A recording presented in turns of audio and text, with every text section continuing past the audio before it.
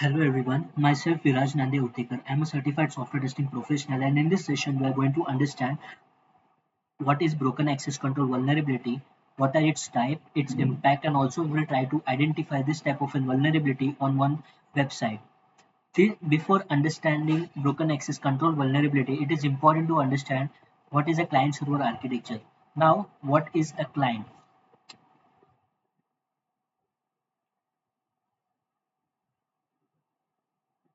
A client is a host machine that makes a request to the remote machine. These remote machines are nothing but a server machines. Now, what is a server? A server machines are the remote machines that contains some application which store the resources that a client is requesting for. Now, why do we require this client server architecture, or why do the client request to the server? The only reason why client request to the server, or it forms a network, or they connect to each other, the only reason is to transfer the data. The client will request for the data and the server will respond back with the data that a client requested for.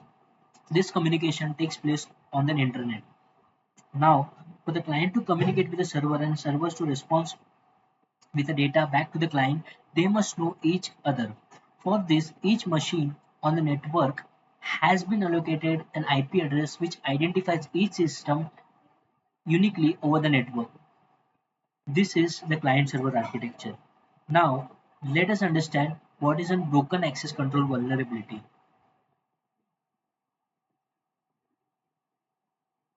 Broken access control vulnerability sits on first position at OWASP Top 10 List Vulnerabilities 2021.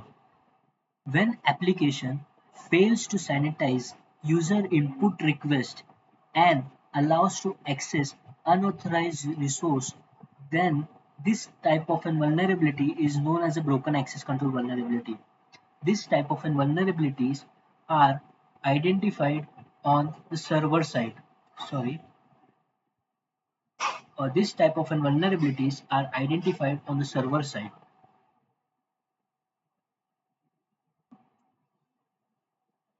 Why OWASP has declared this at first position in OWASP top 10 vulnerability list? These are the main reason is this type of vulnerabilities are most commonly identified vulnerabilities on web application, on top tier web applications, which it can have a severe impact on business reputation once this vulnerabilities is identified by suspect user.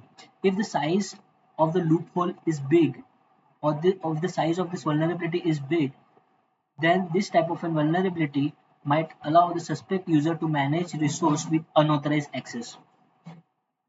Now, there are the different types of broken access control vulnerability. In this session, we are going to understand the IDOR.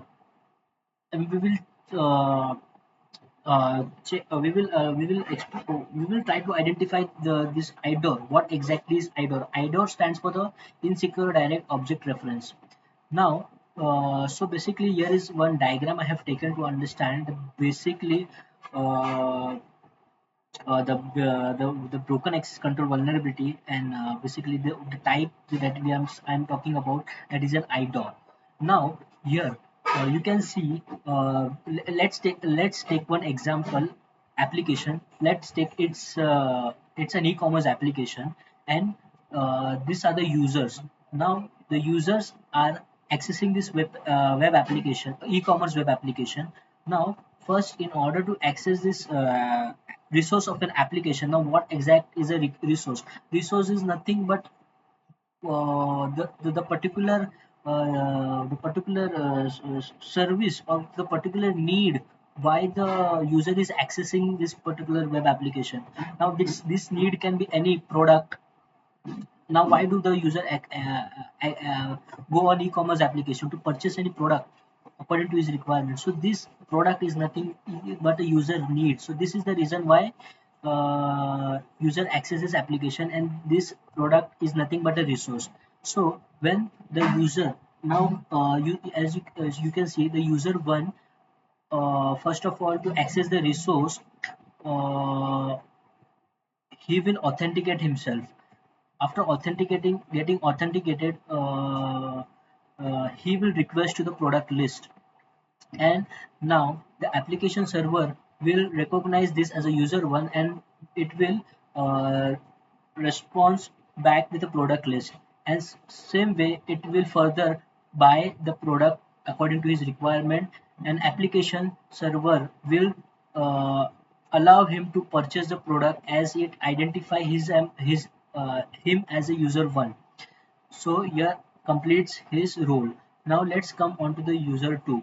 Now user 2, after getting authenticated, he similar way he particularly requests to the particular product list. Application server responds to his request and fulfills his request with a product list, and similar way he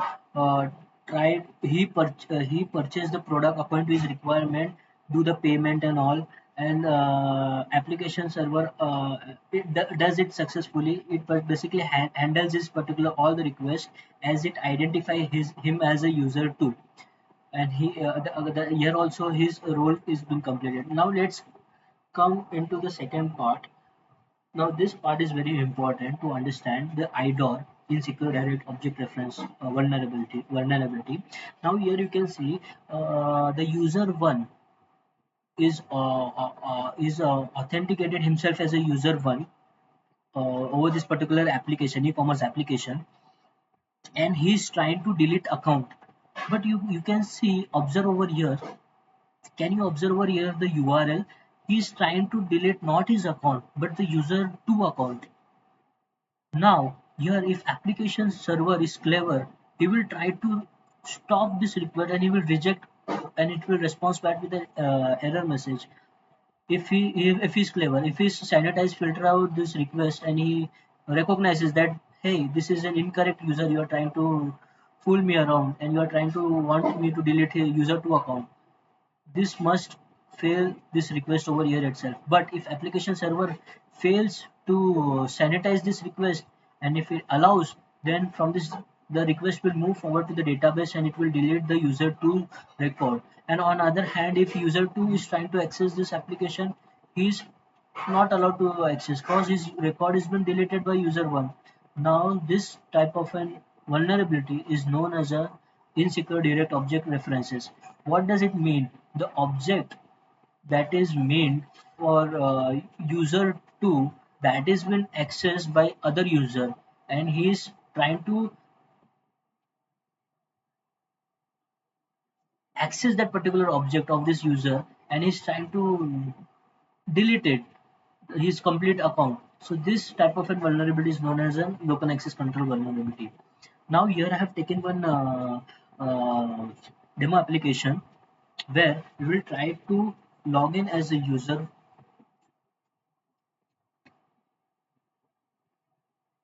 As you can see, I have logged in as a user, and our main focus will be on this credentials list section. But over here, before identifying issues, let me give an overview of this application. This application is nothing but a simply it will generate password. It basically manages the credentials of a user, so it will help the user to generate password. It will add that credential to it to the database, and it will fetch the credentials that has been added from the database. So here let's quickly add one credential for Amazon Prime. Let's take a username of an Amazon Prime account as 123. Let's take its password as 123 credentials, and I'm trying to store this credential. Now you can see the record has been stored successfully, and here you can see the record has been added into our database of this particular user account. Now here you can see there is one action button to delete this particular record. Now if I try to inspect the element, and you can see if I try to click this particular action button, it will delete the record. It will send this request to the server, and it will say server, hey server, I am this user. Viraj123, and I am requesting you to delete this particular record. Now the server recognize this request as the user, and it will delete this particular record from its table.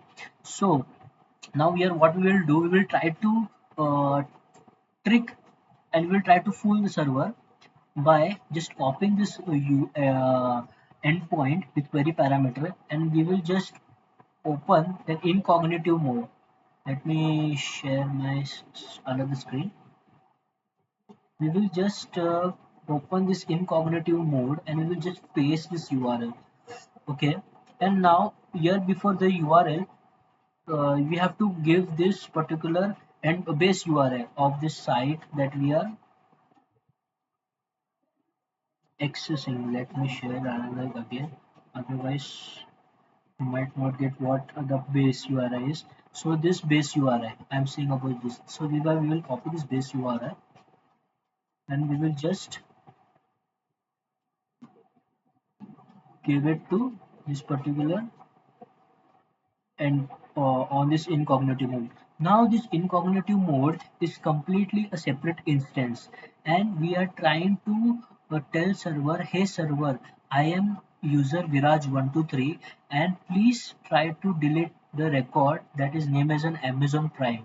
Now here we are trying to access an object that is of user Viraj123, and if the server fails to validate, it will delete the record of that particular user, and this should not happen. If this happens, that means this particular application is vulnerable to insecure direct object references, which is a type of a broken access control vulnerability. As you can see, I have received the message that the record has been deleted successfully. So this site has an broken access control vulnerability. Let's verify this on its particular user account. You can see I have again, let me stop this, let me share. I have again redirected to this particular account, and let me check whether record has been deleted or not. Let me refresh. Okay, okay, let me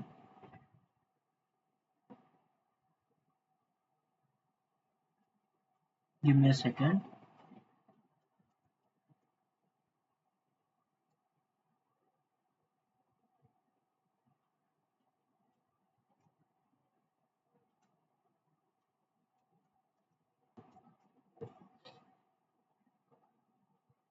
There is something.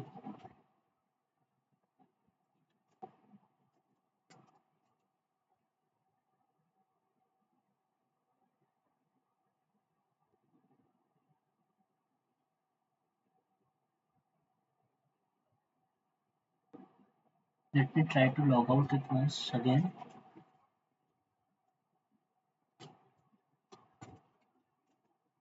I'm checking it after logging in. No. Okay, let me try it once again. Let me take this particular another URL endpoint, that is Netflix one. I have copied this endpoint, and I am just, yes, I'm on another screen, and let me just try to delete this particular Netflix record as a separate as a separate user. Here you can see I have received this message. Record has been deleted, and I have redirected to this particular login.jsp because I am not an authenticate user. Now let me check whether the data has been recorded, has been deleted or not. You can see the data has been deleted. The main reason why first record was not deleted, it might be due to the caching issues, but now you can see the record of the Netflix has been removed. So here, yes, the application is vulnerable to broken access control vulnerability under the type of an IDOR. This type of vulnerability is an IDOR, that insecure direct object reference. That much from this session. Thank you.